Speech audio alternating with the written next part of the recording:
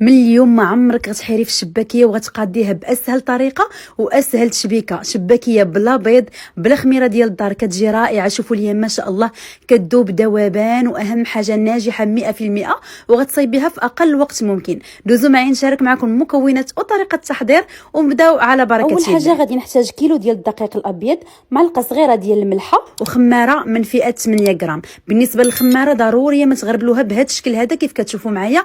وجميع المكونات اللي غادي نوريكم خاصهم يتغربلوا ضروري. غادي نضيف هنايا معلقه ديال حبه حلاوه اللي ما محمراش، ما تحمروهاش نهائيا. شوفوا لي شحال كتخلي ديال الشوائب، يعني ضروري خاصها عفوا تغربل باش الشباكيه ديالكم ما كتهرش. غادي نضيف هنايا معلقه كبيره ديال النافع حتى هو اللي ما محمرش، معلقه ديال القرفه حتى هي اللي ضروريه خاصها تغربل بهذا الشكل هذا. عاد باش غادي ندوز نضيف معكم المكونات الاخرى. بالنسبه لاهم مكون اللي هو الزنجلان، غادي نضيف هنايا كاس ديال الزنجلان. بالنسبه لهاد المعلقه اللي هزت هنايا من القصريه فوق الزنجلان، غير باش كيدوز ساهل في الصفايه وما كيكورش لينا وما كيتعجنش، يعني كيدوز فاسيلمون. غادي نضيف من وراء هاد الكاس ديال الزنجلان كيف كتشوفوا معايا كاس ديال اللوز. بالنسبه للناس اللي بغاو يديروا غير الزنجلان بوحدو يديروا غير الزنجلان بوحدو، اولا اللوز بوحدو يديروا غير اللوز بوحدو. بالنسبه لي انا بغيت النكهه درت ليها كاس ديال الزنجلان وكاس ديال اللوز مطحون. بالنسبه للزنجلان ما تحمروش، وبالنسبه اللوز حتى هو ما تحمروش نهائيا، حتى هما بنفس الطريقه. غادي نهز واحد المعلقه من القصريه ديال الدقيق وغادي ندوزهم في الصفايه بهذا الشكل هذا. غادي نحرك دوك النواشف بالطريقه اللي كتشوفوا معايا، وغادي نضيف نص كاس ديال زيت البلديه، نص كاس ديال زيت الروميه. بالنسبه للعبارات دائما بالكاس ديال العنبه. غادي نضيف هنايا كاس معمرش ديال الزبده اللي طيبتها مزيان وحيدت ليها داك الحليب ديالها. حاولوا ديروا الزبده وتذوبوها وخليوها شويه يعني تولي نوازات، ما تبقاش يعني فيها داك الحليب. غادي نحاول في هذه المرحله هذه اللي هي مرحله اساسيه وجد مهمه، نحرك دوك النواشف اولا ندخل داك الزبده والزيت في النواشف بهذا الشكل هذا، وبالطريقه سهله اللي كتشوفوا معايا. غادي نحاول بحال كنفركها، بحال كنفرك داك الدقيق مع داك الزبده وداك الزيت اللي ضفنا. صافي هنايا تنوصلوا لهاد النتيجه اللي كتشوفوا معايا. غادي نضيف هنايا كاس ديال الماء، درت فيه واحد الضامه ديال الزعفران، واحد شويه ديال الزعفران حر حتى هما. غادي نصفيهم بهذا الشكل هذا وغادي نحرك واحد شويه. وغادي نضيف هنايا 2 معالق ديال الخل، 2 معالق فقط، ما تكثروش الخل باش الشباكيه ديالكم ما كتقطعش نهائيا. غادي نضيف هنايا الكاس الثاني ديال الماء، يكون دافي، غيبان لكم صفر غير حيت زدتو فوق هذاك الماء الاول كاس ديال الماء. ومن بعد غادي نضيف نص كاس اخر ديال الماء فقط، يعني المجموع 2 كيسان ونص بهذاك الكاس اللي فيه الزعفران وفيه الضامه ديال الزعفران. غادي نحاول نجمع العجين بهذا الشكل هذا. عطيو هاد الدليك، ولا كانت عندكم شي كتاف دلكم مزيان كيف كتشوفوا معايا بهذه الطريقه هذه. ضروري غدلكوها حتى تجمع، راه كتاخذ شويه الوقت. وبالنسبه للشباكيه اولا العجين ديال الشباكيه ما كنرخفوهاش نهائيا. العجين ديال الشباكيه يكذب عليكم الكذاب الا قال لكم خاص العجينه تكون مرخوفه، العجينه خاصها تكون قاصحه، ما تخافوش منها نهائيا. راه من حد العجينه كتكون قاصحه والشباكيه كتجي كتذوب ذوبان. غادي نخليها كترتاح لمده ديال 15 دقيقه، وغادي نقسمها على 5 القطع بهذا الشكل هذا، اولا القطع اللي بغيتو نتوما. غادي نخليهم يرتاحوا غير واحد 10 دقائق، وغادي ندوز نشكل بالوحده بهذا الشكل. غادي نهز ديك الكويره الاولى كيف كتشوفوا معايا، غادي نطلقها مزيان بالدلاك اولا بالمدلك بهذا الشكل هذا. غادي نطلقها وغادي نحاول نشكلها على شكل مسمنه، غير هكا ربعوها بالطريقه العاديه. هاد المرحله هذه راه جد مهمه في الشباكيه، هي باش كتجي الشباكيه مجعبه من الداخل وكتجيكم يعني بحال مورقه وما كتجيش مدقسه نهائيا. غادي نخشيهم في بلاستيك غذائي، ضروري ما تغطيو بين مرحله ومرحله باش الشباكيه ديالكم ما كتنشفش. غادي نهز الكره الثانيه حتى هي، غادي ندير ليها نفس الحاجه، غادي نطلقها بالمدلك وغادي نربعها. وملي تربعوها بهذا الشكل هذا حاولوا ثاني تطلقوا شويه بالمدلك، راه ما وريتهاش لكم في الاول. طلقوا شويه عاد باش ربعوا، باش الشباكيه كيف قلت لكم كتجي مرخوفه وكتجي مورقه من الداخل.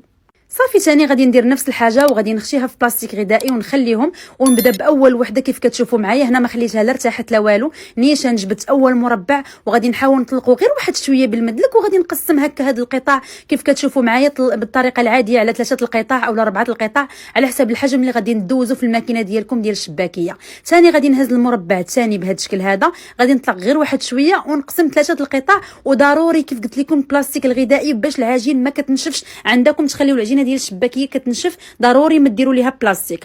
هنا غادي نبدا باول قطعه، غادي نطلقها بالدلاك بهذا الشكل هذا اولا المدلك بهذا الشكل هذا. وغادي ندوزها اول حاجه في الرقم 3 والرقم 4 والرقم 5. اول حاجه غدوزوا في الرقم 3 والرقم 4 والرقم 5 على حساب ثاني الماكينه ديالكم وكيفاش دايره. غادي ندوز هنايا نعاود معكم ثاني، غادي نطلقها بالمدلك، غادي ندوزها في الماكينه في الرقم 3 والرقم 4 والرقم 5. بالنسبه للناس اللي بغاوها رقيقه بزاف يدوزوها في الرقم 6، ولكن كيف قلت لكم كيبقى على حساب النوع ديال الماكينه ديالكم ديال الشباكيه وكيفاش كيفاش كتطلق لكم العجين ديالكم. هنايا غادي ندوز كيف كتشوفوا معايا، غادي ندوز بهذيك الجراره ديال الشباكيه، وغادي ندير ثاني هاد الجراره باش كنفرق بين قطعه وقطعه بهذا الشكل هذا حيت كيكونوا ملاصقين. وضروري غادي نستف انا هاد المرحله هذه، غادي نستف الشباكيه كامله ديالي في واحد الطاوه باش كتجيني سهله في الخدمه. ما غاديش نبدا نشبك في البلاصه، ولكن غادي ندير هاد الطريقه هذه. غنكمل العجين كامل، غادي نطلق داك المربعات ديالي ندوزهم في الماكينه بهذا الشكل هذا، غادي ندوزهم بالطابع ديال الشباكيه وندير هاد الجراره نفرق بين قطعه وقطعه صافي، وغادي نحطهم في الطاوه. وضروري ما تغطيو عليهم ثاني في الطاوه بلاستيك غذائي. هاد المرحله انا درتها بحال هكا باش غيجيني التشباك ساهل ونحس براسي اني ساليت الشباكيه ديالي كامله. صافي غنغطي ديك الطاوه بلاستيك غذائي وغادي ندوز هنايا نبدا باول قطعه.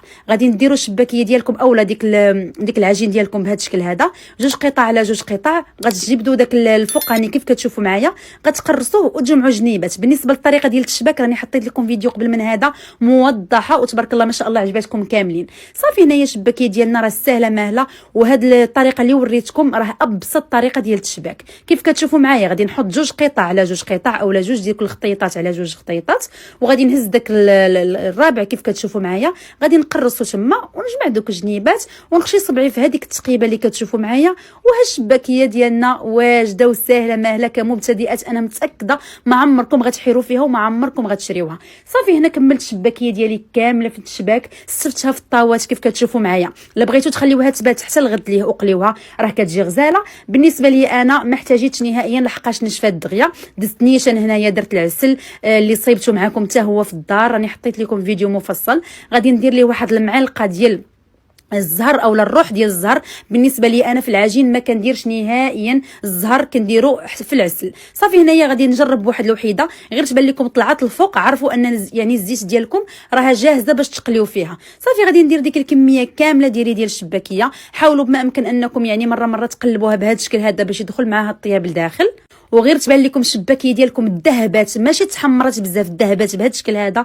نيشان غتجبدوها وهي سخونه بواحد المعلقه هكا اللي تكون كتصفي الزيت، وغادي تحطوها في العسل ديالكم. ما تسخنوا العسل حتى حاجه حيت ديك الشباكيه كتكون سخونه ومازال العسل كيطلق بهذيك السخونيه ديالها. صافي هنا غادي نكمل ثاني الكميه كيف كتشوفوا معايا، ولا نكمل الشباكيه ديالي كامله في القليان. حاولت ما امكن ان الفيديو ديالي يكون مفصل واخا يجي طويل ولكن يكون مفيد باش كلكم تستافدوا منها. بين القليه والقليه كنحيدوا الشباكيه. بحال مثلا هنا انا درت الكميه الثانيه الثقله، غادي نجي نحيد هذيك الشباكيه الاولى من العسل بالما تقلات ليا الاخرى.